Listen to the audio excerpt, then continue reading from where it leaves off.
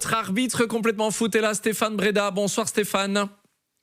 Bonsoir. Salut Stéphane. Salut Stéphane. Très heureux de vous retrouver comme Bonsoir. chaque dimanche, donc avec Pascal, avec Clément. On le savait, c'est jamais un match comme les autres, on s'en doutait un peu. Stéphane, on vous avait demandé évidemment de scruter au sifflet Monsieur Verbomen tout au long de cette rencontre. Le premier carton rouge pour Zorgan, mérité ou pas, votre avis? Tout à fait.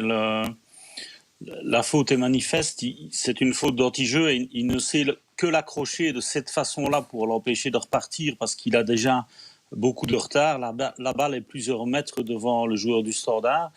Il le prend par un tacle qui atteint finalement le joueur du Standard par l'arrière.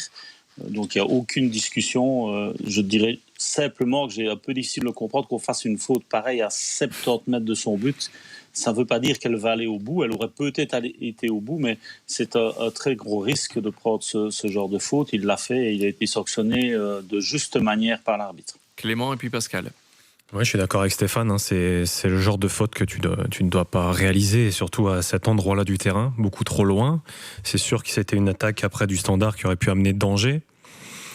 Mais bon, souvent on dit faire une faute intelligente pour casser le jeu, mais ici c'est pas pour casser le jeu, ici c'était presque pour casser le joueur, ouais. Parce que ça peut paraître comme une faute méchante, hein. Là où il va le tacler à hauteur haut du mollet, bas du genou, c'est quand même assez dangereux. Et pour moi, c'est sans conteste un carton rouge. Moi, j'aurais aimé dire que le rouge était un peu exagéré, mais non. Au final, voilà. Pourtant, moi, j'aime bien les fautes tactiques. Et ça aurait dû être une faute tactique. Où là, on peut mettre en exergue l'intelligence et l'expérience du joueur qui casse la tentative de contre, mais pas comme ça. Ouais, il y a d'autres manières. Voilà, il y a d'autres manières, donc pas comme ça. Donc oui, rouge, malheureusement pour Zorgan, qui est un joueur généreux et qui n'est pas vicieux, mais rouge, logique, Stéphane a raison.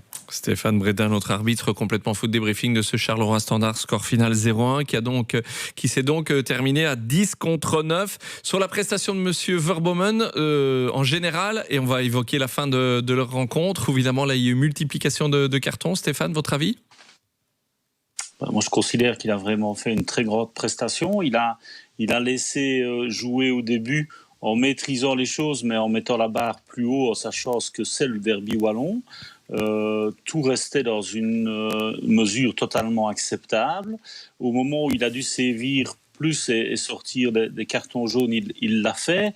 Et les trois phases, ce sont trois phases qui ne résultent pas, ce ne sont pas des cartes rouges qui résultent d'une mauvaise gestion de la part de l'arbitre. C'est deux choix de faute d'anti-jeu et puis une bêtise d'un joueur qui vient se frotter à l'arbitre. Mais en tout cas, on ne peut pas dire que les trois cartons rouges résultent d'une mauvaise gestion de son match. Moi, justement, j'ai été relativement impressionné par sa prestation aujourd'hui. Rapidement, avant d'en venir au carton, Clem et Pascal. Pascal, Clem? Moi, sur le match de l'arbitre, je trouve qu'il a su gérer les émotions. C'est là où c'est le plus important, en fait, dans un derby. Encore plus un derby comme celui-ci, c'est non seulement de savoir gérer tout ce qui se passe avec les fautes ou voilà, dans vraiment ce qui se passe dans le cœur du jeu, mais c'est aussi de savoir gérer les émotions de tout un chacun, de tous les joueurs. Et ici, voilà, j'ai trouvé que la rencontre était émotionnellement équilibrée. Et c'est ce qui a fait son gros point fort dans la rencontre. Après, sur la décision...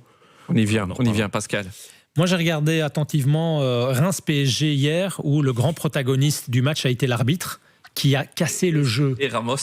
Oui, mais au-delà de ça, il a sifflé énormément parce qu'il voulait vraiment être sûr d'être le patron.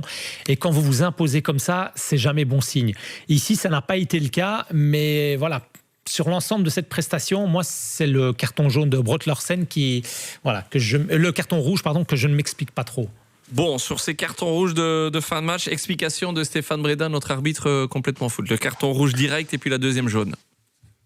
Le carton rouge direct, on voit le joueur du Standard qui ne se soucie absolument pas du ballon. Tout ce qu'il veut, c'est arrêter le joueur. Alors, la faute est moins dangereuse que le tacle par l'arrière. Mais il va quand même en direction de la figure de son adversaire avec son avant-bras, donc un style de manchette.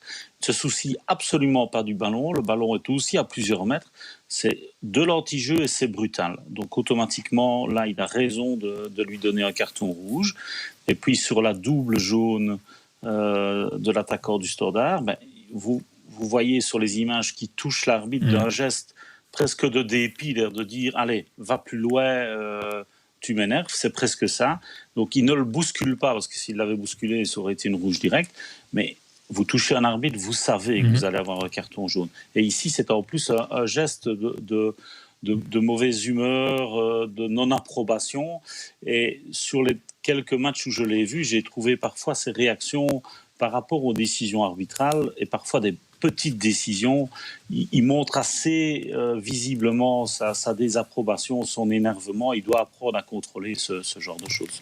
Pascal et Clément, juste avant les infos de 21h, 1 minute 30. C'est pas plus une grosse obstruction, Stéphane, la première rouge, là, Lorsen? Moi, je l'interprète comme ça. Une obstruction, il ne peut pas avoir de contact. Donc, ce n'est pas une obstruction. Une obstruction qui amène un coup franc indirect, il n'y a pas de contact sur le geste. Ici, il y a plus qu'un contact. Moi, ce qui me dérange, c'est quand tu vois, c'est un écran, regarde le défenseur du Standard, oui, on voit vraiment qu'il ne regarde que l'attaquant, je vais l'arrêter. Et en plus, il met sa main en direction de la figure. Donc, je vais dire, c'est même pas encore un contact corps contre corps. Il va avec son avant-bras en avant. C'est à mon avis là-dessus qu'il est jugé et qu'il est exclu. Clément ? C'est l'avant-bras. Moi, je suis pas totalement d'accord avec cet avis. En 1 minute alors. Parce que pour l'avoir vécu, ça peut arriver. Ça peut arriver, tu es dans une phase de 1 contre 1 et tu as le joueur qui face à toi qui est en train de vouloir percuter et qui sur un pas arrive à pousser la balle et à avoir en plus c'est le joueur assez explosif et toi tu te retrouves presque nez à nez avec le joueur qui arrive à toute vitesse sur toi.